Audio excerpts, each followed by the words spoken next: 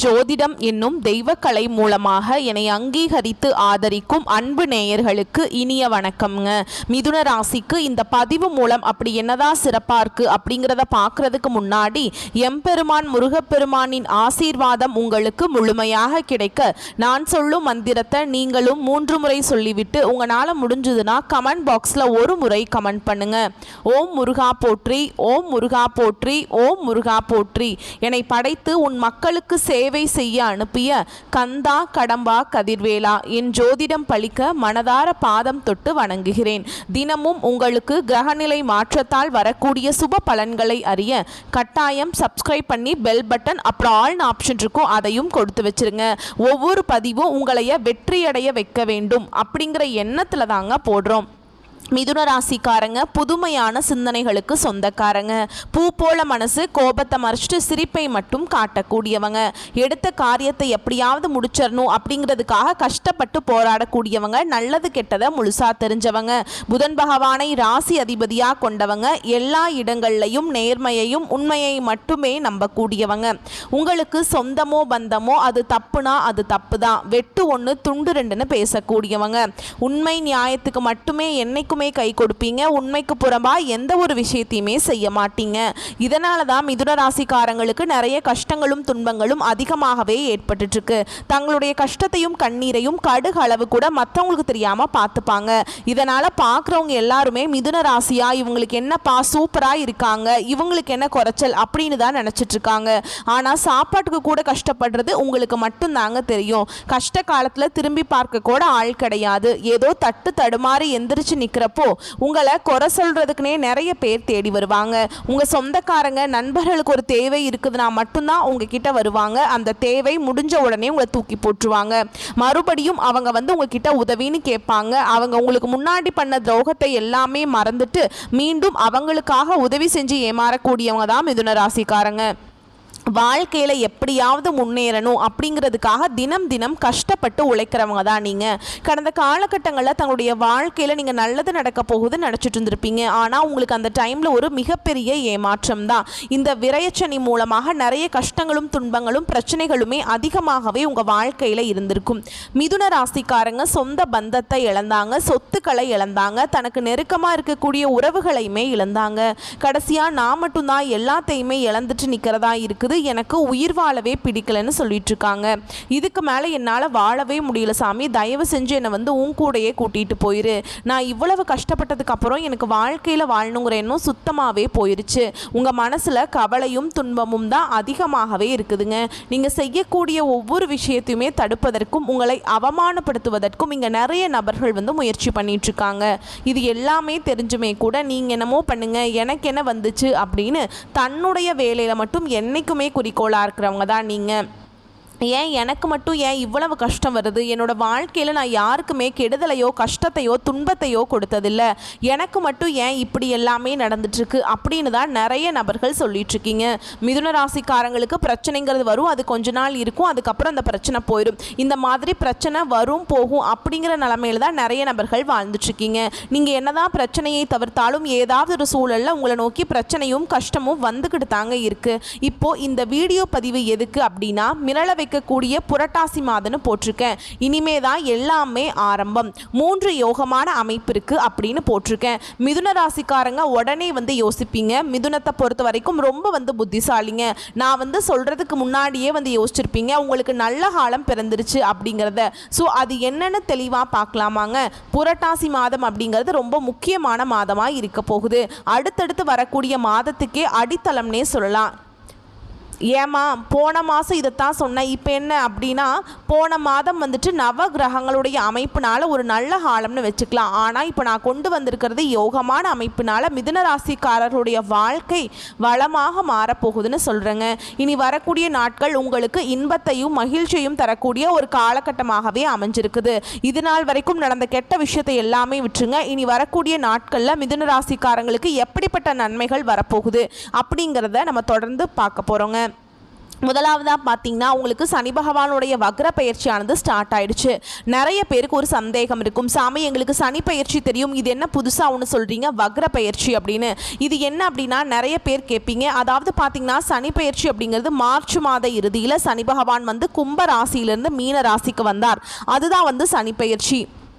இப்போவும் சனி பகவான் அங்கே தாங்க இருக்கார். அங்கே இருந்துட்டு இத்தனை நாட்டில் மைனஸாக செயல்பட்ட சனி பகவான் இனி வரக்கூடிய 4-5 மாதங்களுக்கு முழுவதுமாகவே ப்ளஸ்ஸாக செயல்பட போகிறார். அதாவது நல்லது மட்டுமே நடக்கும் உங்கள் வாழ்க்கையில். அதுதான் இந்த சனி பகவானுடைய வக்ர பயிற்சி.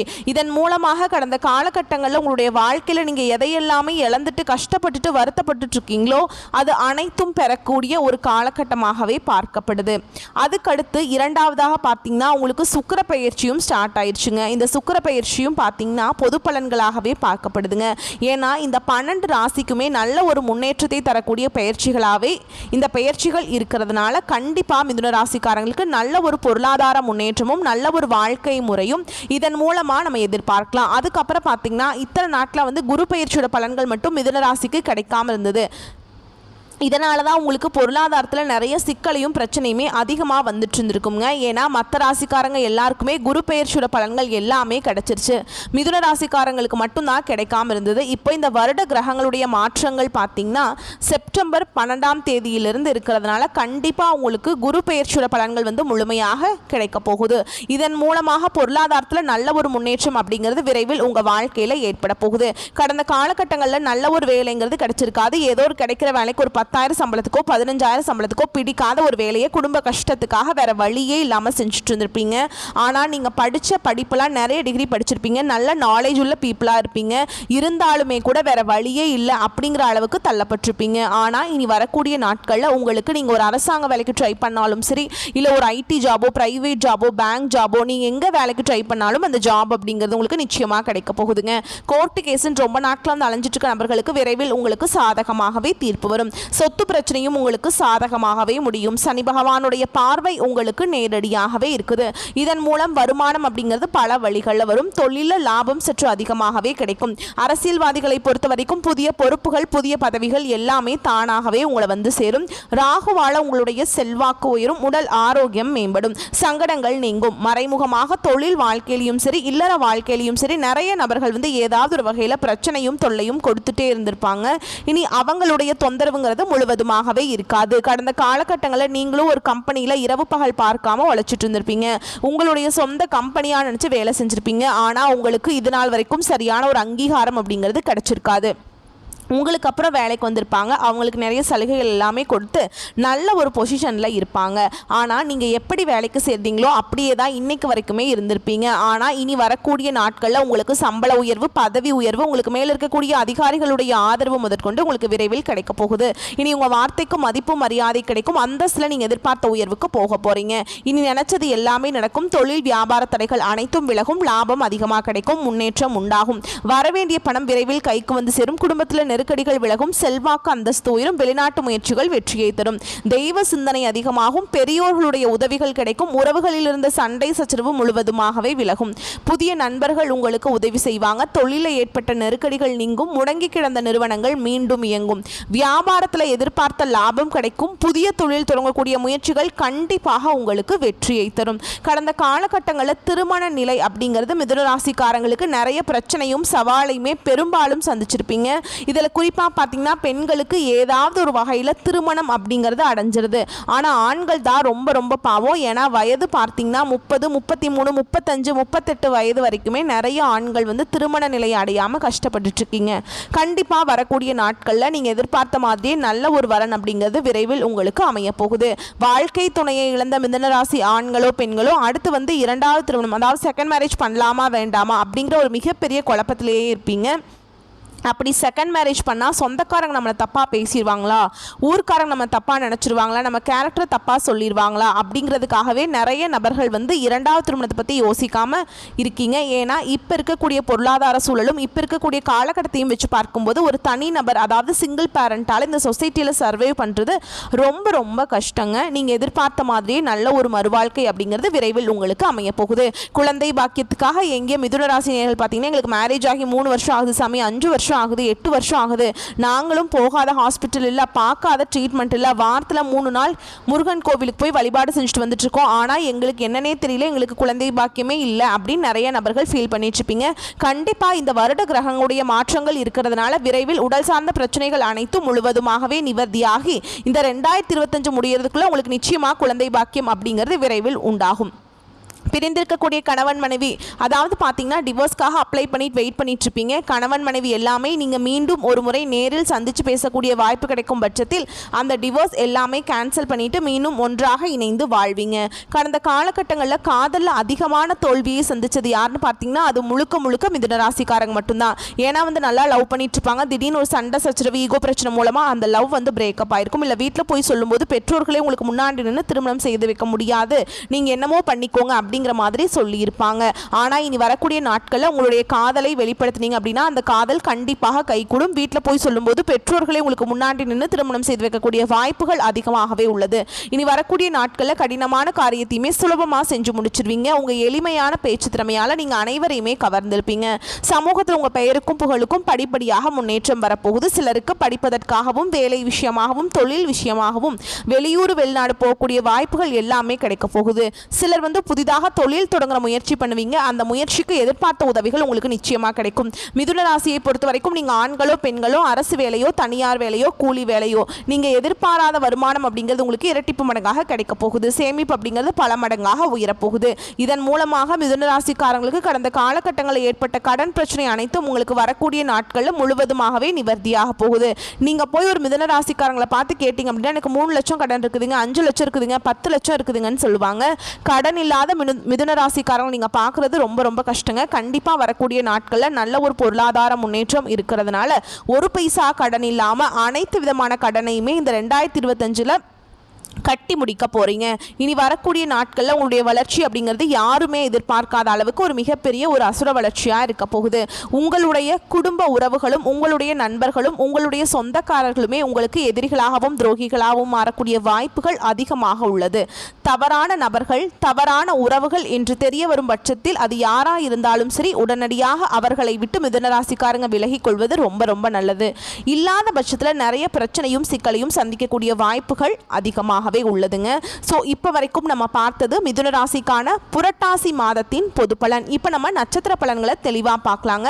அப்பதான் இந்த மிதுன ராசியில் இருக்கக்கூடிய ஒவ்வொரு நட்சத்திரத்திற்கும் தனிப்பட்ட முறையில் பார்க்குறப்போ அவங்களுக்கு இன்னும் ஒரு தெளிவு கிடைக்கும். அதை தொடர்ந்து மிருகசீரிஷ நட்சத்திரத்தில் இருக்கக்கூடிய 3ஆம் பாதம் 4ஆம் பாதம் வாழ்க்கையில் குறிக்கோள்னு ஒன்று இருந்தால் அதை எப்படி அடையணுங்கிறத மட்டுமே திட்டமிட்டு செயல்படக்கூடிய இந்த நட்சத்திரத்தை பொறுத்த வரைக்கும் புரட்டாசி மாதம் அப்படிங்கிறது போராட்டம் வெற்றி இரண்டுமே தரக்கூடிய மாதமா இருக்கு.